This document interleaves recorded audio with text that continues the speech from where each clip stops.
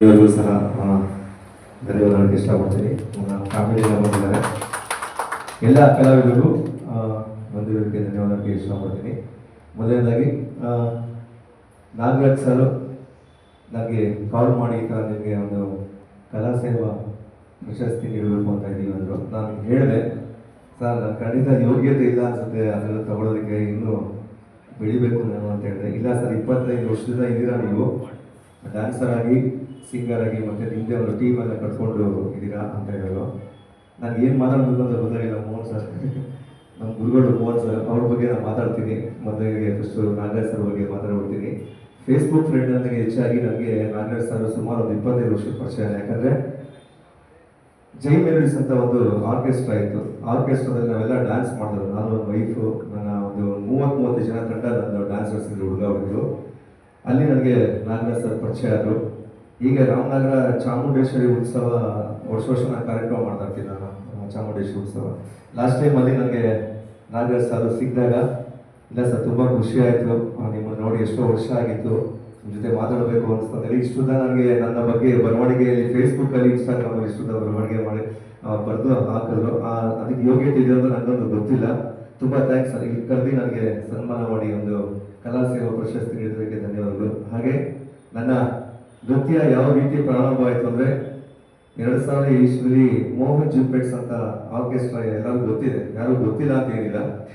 ಆ ಆರ್ಕೆಸ್ಟ್ರಾದಲ್ಲಿ ನಾವು ನಿಜವಾಗ್ಲೂ ಪುಣ್ಯ ಮಾಡಿದ್ದು. ನಾವು ಡ್ಯಾನ್ಸ್ ಕ್ಲಾಸ್ ಓಪನ್ ಮಾಡಿದಾಗಲೇ ಮೋಹನ್ ಜಿಂಪೆಟ್ಸ್ ಅಂತಹ ಒಂದೊಂದು ಅಂತ ದೊಡ್ಡ ವೇದಿಕೆ ನಮಗೆ ಕಾರ್ಯಕ್ರಮ ಸಿಗ್ತಾ ಇತ್ತು. ಬೇರೆ ವೇದಿಕೆಗೆ ನಾವು ಹೋಗ್ಬೇಕು ಅಂದರೆ ಬೇರೆ ಆರ್ಕೆಸ್ಟ್ರಾ ಕರಿಬೇಕಂದ್ರೆ ಮೋಹನ್ ಜಿಂಪೆಟ್ಸ್ ಎಲ್ಲ ಡ್ಯಾನ್ಸ್ ಮಾಡೋರು, ಅವ್ರದ್ದೆಲ್ಲ ಪೇಮೆಂಟ್ ಜಾಸ್ತಿ, ಯಾರು ಪೇಮೆಂಟ್ ಕೊಡೋಕ್ಕಾಗಲ್ಲ ಅಂತ ಹೇಳ್ತಾಯಿದ್ರು.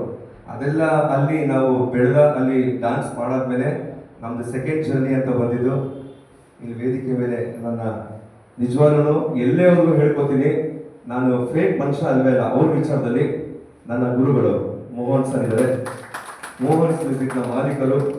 ಅವ್ರು ಯಾಕೆ ನನಗೆ ಗುರುಗಳು ಅಂತ ಹೇಳೋಕ್ಕೆ ಇಷ್ಟಪಡ್ತೀನಿ ಅಂದರೆ, ಅವರ ತಂಡದಲ್ಲಿ ಸುಮಾರು ನಾನು, ನನ್ನ ಧರ್ಮಪತ್ನಿಯವರು ಸುಮಾರು 2-3 ವರ್ಷ, ಜಾಸ್ತಿ ವರ್ಷನೇ ನಾವು ಅಲ್ಲಿ ಒಂದು ಕುಟುಂಬ ಥರ ಇದ್ದವು. ನಾವು ನೃತ್ಯಗಳ ಥರ ಇರಲಿಲ್ಲ. ನಾವು ಅವ್ರ ಮನೆಯಲ್ಲಿ ಊಟ ಮಾಡಿದ್ವಿ. ನಾವು ಅವರು ನಮಗೆ ಡ್ಯಾನ್ಸ್ ಕೊಡೋದಿರಲಿ, ಮನೆಯಲ್ಲಿ ಊಟ ಹಾಕಿ ನಮ್ಮನ್ನು ಬೆಳೆಸಿದ್ದಾರೆ. ಆ ಕಾರಣಕ್ಕೆ ನನಗೆ ಮುಖ್ಯವಾಗಿ ನನ್ನ ಗುರುಗಳಿಗೆ ಇಷ್ಟಪಡ್ತೀನಿ. ಸೆಕೆಂಡ್ ಏನು ಅಂದರೆ, ಸಾಹಿತ್ಯ ನೋಡಿಕೊಂಡು ಹಾಡೋದು ತುಂಬ ಕಮ್ಮಿ ನಮ್ಮ ಆರ್ಕೆಸ್ಟ್ರಾದಲ್ಲಿ ಅಂತ ಅನ್ಕೋತೀನಿ ಸರ್. ನನ್ಗೆ ಗೊತ್ತಿರೋರಿಗೆ ಮೋಹನ್ ಸರ್ ಆಲ್ಮೋಸ್ಟ್ ಸಾಹಿತ್ಯ ನೋಡೋಕೆ ಹೋಗಲ್ಲ. ನಾನು ಡ್ಯಾನ್ಸ್ ಮಾಡ್ತಾ ಇದ್ದೆ, ರೂಮ್ಗೆ ಹೋಗ್ತದೆ, ಡ್ರೆಸ್ ಚೇಂಜ್ ಮಾಡ್ತದೆ, ಮೋಹನ್ ಸರ್ ಹಾಡಿದ್ರೆ ಬಂದು ನನ್ನ ಕತ್ತು ನೋಡ್ತಾ ಇದ್ದೆ ನಾನು, ಯಾವ ಥರ ಹಾಡ್ತಾರೆ, ಯಾವ ಥರ ಅವ್ರ ಸ್ಟೈಲ್ ಯಾವ ಥರ ಇದೆ ಅಂತ. ನಾವು ಇವತ್ತು ಪರ್ಫಾರ್ಮರ್ ಆಗಿರ್ಬೋದು, ಮೋಹನ್ ಸರ್ ಸಿಂಗರ್ ಅಲ್ಲ, ದೊಡ್ಡ ಪರ್ಫಾರ್ಮರ್ ಆ ಟೈಮಲ್ಲೇ ಆಗಿದ್ರು. ಇವತ್ತೇನು ಯುವರಾಜ್, ಇವತ್ತು ನಾನು ಆಲ್ಬಮ್ ಸಾಂಗ್ಸ್ ಮಾಡಿದ್ದೀನಿ, ಕೆಲವು ಸಿನಿಮಾಗಳು ಹೆಸರು ಮಾಡಿಲ್ಲ. ಅದು ಇವತ್ತು ನಾನು ಲಿರಿಕ್ಸ್ ನೋಡ್ದಲೇ ಹಾಡ್ತೀನಿ ಅಂದರೆ ಮುಖ್ಯವಾದ ಕಾರಣ ನಮ್ಮ ಗುರುಗಳು ಮೋಹನ್ ಸರ್. ಯಾಕಂದರೆ ಲಿರಿಕ್ಸ್ ನೋಡ್ದಲೇ ಇದ್ರೆ ನಾವು ಪರ್ಫಾರ್ಮ್ ಮಾಡ್ಬೋದು, ನಾವು ಹಾಡ್ಕೊಂಡು ಪರ್ಫಾರ್ಮ್ ಮಾಡ್ಬೋದು. ಲಿರಿಕ್ಸ್ ನೋಡ್ತೀವಿ, ನಾವು ಪರ್ಫಾರ್ಮ್ ಖಂಡಿತವಾಗ್ಲೂ ಮಾಡೋಕ್ಕಾಗಲ್ಲ. ಅದರಿಂದ ಮೋಹನ್ ಸರ್ ಇಂದ ತುಂಬ ಕಲ್ತೀನಿ. ಈ ವೇದಿಕೆಯಲ್ಲಿ ನಾನು ಬಂದು ನಿಂತಿದ್ದಕ್ಕೂ ಮುಖ್ಯವಾದ ಕಾರಣ ನಮ್ಮ ತಂದೆ ತಾಯಿ, ನಮ್ಮ ಅಣ್ಣಂದಿರು, ನಮ್ಮ ಫ್ಯಾಮಿಲಿ ಬಿಟ್ಟರೆ ನನ್ನ ಮೋಹನ್ ಸರ್ ಅಂತ ಹೇಳ್ಕೊಂಡು ಹೆಮ್ಮೆಯಿಂದ ಇಷ್ಟಪಡ್ತೀನಿ ನಾನು. ಯಾಕಂದರೆ ಅಲ್ಲಿವರೆಗೂ ನನ್ನನ್ನು ಮೋಹನ್ ಸರ್ ಬೆಳೆಸಿದ್ರು. ಇವತ್ತು ನನ್ನ ಎಲ್ಲೇ ಸಿಕ್ಕರು ಪ್ರೀತಿಯಿಂದ ಮಾತಾಡ್ತಾರೆ. ಅವರು ನನಗೆ ಸೀನಿಯರ್, ಆದರೆ ಒಂದು ವಿಚಾರದಲ್ಲಿ ಮಾತ್ರ ನನಗೆ ಮೋಹನ್ ಸರ್ ಜೂನಿಯರ್. ಏನಿರ್ಬೋದು ಹೇಳಿ ಮೋಹನ್? S, correct. ನಾನು ಒಟ್ಟು ತೋರಿಸಿದೆ ಮೋಹನ್ ಸರ್, ನಾನೇ ಹೇಳ್ಬಿಟ್ಟಿಲ್ಲ ಸರ್, ನೀವು ಬೇಜಾರು ಮಾಡ್ಬೋದು ಅಂತ ತಮಾಷೆಗೆ ಅಷ್ಟೇ. ಮೋಹನ್ ಸರ್ ಕಲ್ತಿರೋದೇ ನಾನು ಇರ್ಬೋದು, ನನ್ನ ಹೆಂಡತಿ ಇರ್ಬೋದಿಲ್ಲ, ಕಲ್ತಿರೋದಿದೆ. ಹಾಗೆ ನಾನು ಸರಿಗಮಪ ಅಲ್ಲ 4 ರೌಂಡ್ ಹೋಗಿ ಎಂಟ್ರಿ ಆಗ್ತಾ ಇದೆ, ಯಾರು ನನ್ನನ್ನು ಕರ್ಕೋದಾಗ್ತಿಲ್ಲ. ಯಾಕಂತ ಗೊತ್ತಿಲ್ಲ. ನಾನು ಸಂಗೀತ ಅಂತೂ ಖಂಡಿತ ಕಲ್ತಿಲ್ಲ. ನಾನು ಸಂಗೀತ ಕಲಿಯೋದೇ ಇವತ್ತರೆಗೂ ನಾನು ಹಾಡ್ಕೊಂಡು ಬಂದಿದ್ದೀನಿ. ನಾನು ಅದು ಮುಖ್ಯವಾಗಿ ಮೂಲವಾದ ಕಾರಣ ನನ್ನ ಜೊತೆ ಇದ್ದವರು, ನನ್ನ ಆರ್ಕೆಸ್ಟ್ರಾ ಟೀಮ್ ಇರ್ಬೋದು, ವೈಭವ್ ಇವೆಂಟ್ಸ್ ನಾವು ಇರ್ಬೋದು. ಹಾಗೆ ನಮ್ಮ ಅಣ್ಣ ಮಂಜು ಅವರು ಇದ್ದಾರೆ, ಅವರು ಸಹ ಮೋಹನ್ ಜಿಂಪೆಟ್ಸ್ ಅಲ್ಲೆಲ್ಲ ಆಡ್ತಾರೆ. ಮೋಹನ್ ಸರ್ ಇರಲಿಲ್ಲ, ಮಂಜು ಅವರು ಆಡ್ತಾ ಇದ್ರು. ನಮ್ಮ ವಸಂತ್ ಅವರು ಬಂದಿದ್ದಾರೆ. ಎಲ್ಲ ನನ್ನ ಇನ್ನೂ ಮಾತಾಡೋಕೆ ಸಾವಿರಷ್ಟು ಇದೆ. ಇಲ್ಲಿ ಜಾಸ್ತಿ ಮಾತಾಡೋಕ್ಕೆ ಇನ್ನೂ ಬೇರೆ ಪುರಸ್ಕೃತ ಇದ್ದಾರೆ ಅಂತ ಹೇಳ್ತಾ ನನ್ನ ಮಾತು ಇಲ್ಲಿಗೆ ಮುಗಿಸ್ತೀನಿ.